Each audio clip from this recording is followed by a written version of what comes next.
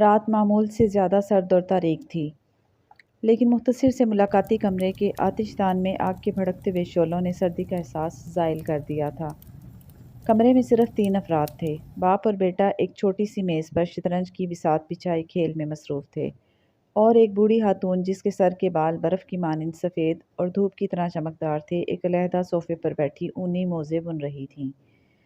اس اندھیری اور سرد رات میں شاید ہی وہ آئے، مسٹر وائٹ نے کہا۔ ابھی یہ فکرہ اس کے منہ سے نکلا ہی تھا کہ باہر گلی میں کسی کے بھاری قدموں کی چاپ سنائی دی۔ لیجیے، وہ تو آ گیا، نوجوان لڑکے ہربرٹ نے کہا۔ بوڑھے کی آنکھیں خوشی سے چمک اٹھیں۔ وہ دروازہ کھولنے گیا۔ جب وہ کمرے میں واپس آیا تو اس کے ساتھ ایک کبھی الجثہ اور طویل قامت شخص تھا۔ سرجنٹ میجر مورس، بوڑھے نے نوبارد کا تعارف اپنی بیوی اور بیٹے سے کراتے ہوئے کہا۔ میجر مورس نے ان دونوں سے ہاتھ ملایا اور آتش دان کے قریب ہی رکھی ہوئی ایک آرام کرسی پر اطمینان سے بیٹھ کر کمرے کا جائزہ لینے لگا۔ میزبان اب دوسرے کمرے میں گیا اور تھوڑی دیر بعد شربت کی بوتل اور گلاس لے آیا۔ میجر مورس جب 3 گلاس پی چکا تو اس کی آنکھوں میں بے پناہ چمک پیدا ہو گئی، اور چہرے کا رنگ جو پہلے ہی تانبے کی طرح زردی مائل سرخ تھا اور گہرا ہو گیا، اور اس نے اپنی زندگی کے حیرت انگیز واقعات کا ایک دلچسپ سلسلہ چھیڑ دیا۔ چھوٹے سے خاندان کے تینوں افراد نہایت محویت سے اس کی باتیں سن رہے تھے۔ اچانک مسٹر رابرٹ نے کہا، ارے ہاں میجر مورس، گزشتہ روز تم مجھے بندر کے پنجے والا کیا قصہ سنا رہے تھے؟ اوف، وہ تو یوں ہی سا تھا، اس میں کوئی خاص بات نہیں ہے۔ بندر کا پنجہ؟ پہلی بار مسز وائٹ نے زبان کھولی۔ اس کے لہجے میں حیرت کا عنصر نمایاں تھا اور آنکھیں پھیل گئی تھیں۔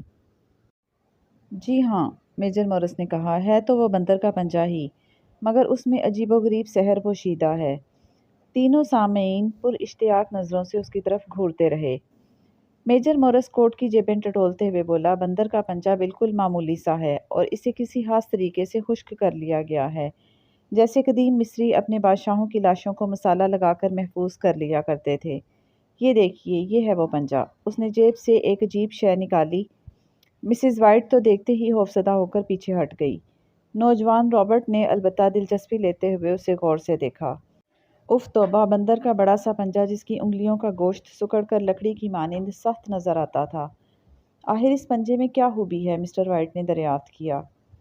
یہ پنجہ مجھے ہندوستان میں ملا تھا، اور اس کی داستان یوں ہے کہ یہ اصل میں ایک بڈھے فقیر کی ملکیت تھا۔ اس نے اس پر خدا جانے کیا منتر پھونکا کہ یہ پنجہ لوگوں کی خواہشیں پوری کرنے لگا۔ 3 خواہشیں! ہر شخص اس کی مدد سے کوئی بھی 3 خواہشیں پوری کر سکتا ہے۔ میجر مورس کا لہجہ اس قدر سنجیدہ تھا کہ تینوں سننے والے مبہوت ہو کر اس سحر زدہ پنجے کو دیکھنے لگے۔ آپ نے 3 خواہشیں تو ضرور کی ہوں گی؟ نوجوان رابرٹ نے پوچھا۔ میجر نے گھور کر لڑکے کو دیکھا، پھر آہستہ سے کہا، ہاں، میں نے اس کے ذریعے اپنی 3 خواہشیں پوری کر لی ہیں، لیکن… یہ کہتے ہوئے اس کا چہرہ انجانے خوف سے سفید پڑ گیا۔ آپ چپ کیوں ہو گئے میجر مورس؟ نوجوان رابرٹ نے اشتیاق انگیز لہجے میں کہا۔ اس لیے کہ مجھے زندگی کا ایک سب سے بڑا صدمہ برداشت کرنا پڑا۔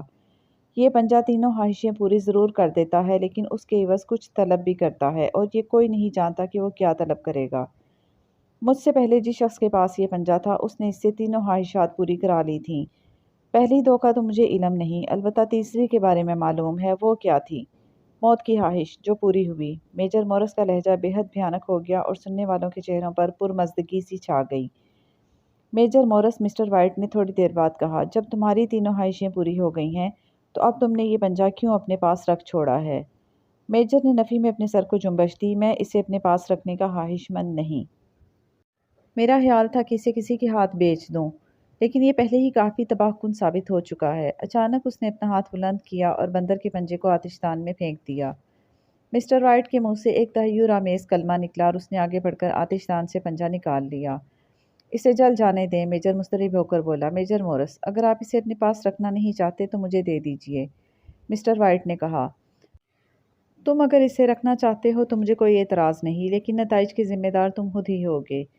یہ سن کر مسٹر وائٹ نے ایک مرتبہ پھر پنجے کو غور سے دیکھا، اور جب مطمئن ہو گیا تو کہنے لگا، اچھا یہ بتاؤ کہ اس سے خواہشیں پوری کرنے کا کیا طریقہ ہے؟ یہ بالکل آسان ہے۔ اپنے دائیں ہاتھ میں پنجے کو پکڑ لو اور اونچی آواز سے اپنی خواہش کا اظہار کرو۔ میجر نے اپنی جگہ سے اٹھتے ہوئے کہا، لیکن میں تمہیں ایک بار پھر متنبہ کرتا ہوں کہ نتائج کے ذمہ دار تم خود ہوگے۔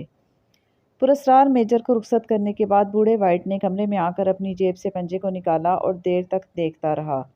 سمجھ میں نہیں آتا کہ اس سے کیا مانگوں، اس نے بڑبڑا کر کہا۔ بیٹے نے اس کے کندھے پر ہاتھ رکھتے ہوئے مشورہ دیا، آپ اس سے اتنی رقم طلب کیجئے کہ مکان کا جو قرضہ ہے وہ اتر جائے۔ ہاں ہاں، یہی خواہش کرو، اگر ایسا ہو جائے تو بڑا بوجھ اتر جائے گا، بوڑھی عورت نے تائید کی۔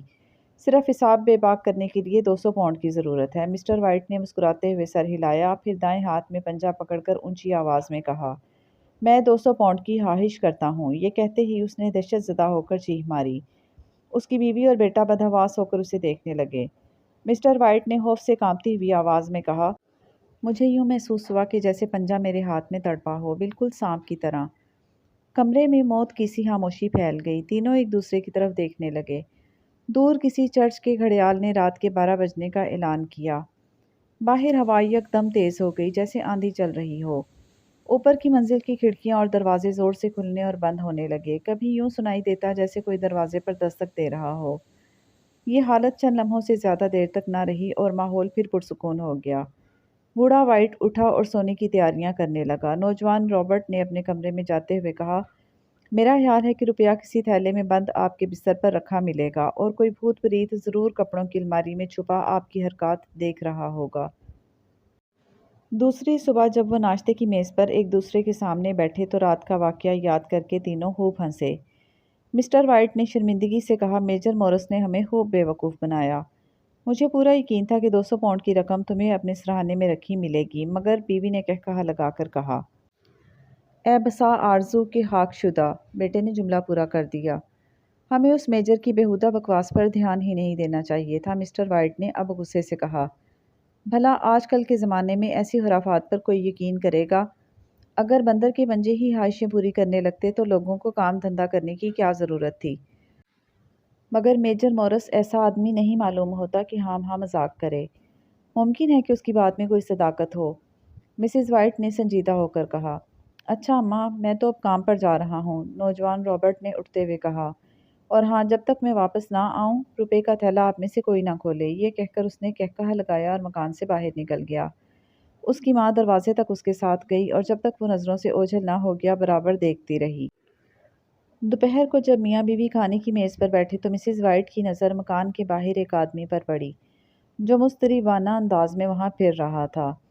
کبھی وہ دروازے کی طرف دیکھتا اور اندر داخل ہونا چاہتا، لیکن پھر رک جاتا۔ اس کے حلیے سے معلوم ہوتا تھا کہ ہاسا کھاتا پیتا آدمی ہے۔ مسز وائٹ کے ذہن میں پہلے ہی سے 200 پاؤنڈ کی رقم گردش کر رہی تھی۔ وہ سمجھی کہ یہ شخص ضرور رقم لے کر آیا ہے۔ 3 مرتبہ وہ دروازے تک آیا اور واپس چلا گیا۔ چوتھی مرتبہ پھر آیا اور دروازے کو دھکا دے کر پورا کھول دیا اور اندر گھس آیا۔ اس کی صورت دیکھتے ہی مسٹر اور مسز وائٹ کو پتہ چل گیا کہ وہ پریشان ہے۔ اس نے دیوانوں کی طرح چاروں طرف دیکھا اور پھر اٹکتے ہوئے لہجے میں کہا، مجھے کمپنی والوں نے بھیجا ہے۔ بوڑھی عورت گھبرا کر اپنی جگہ سے اٹھی۔ کیا معاملہ ہے؟ خیریت تو ہے؟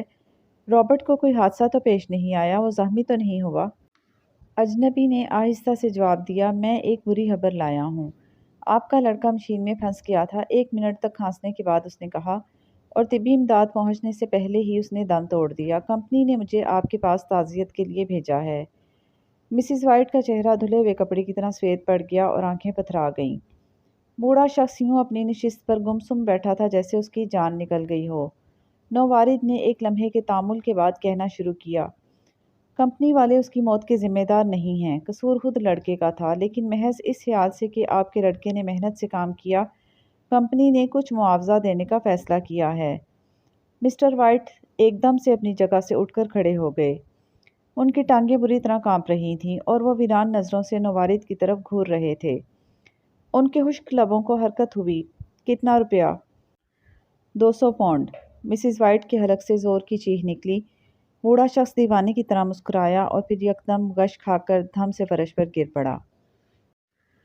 بندر کے اس پراسرار پنجے نے ان کی ایک خواہش تو پوری کر دی، لیکن اس کے بدلے انہیں اپنے بیٹے کی جان سے ہاتھ دھونا پڑا۔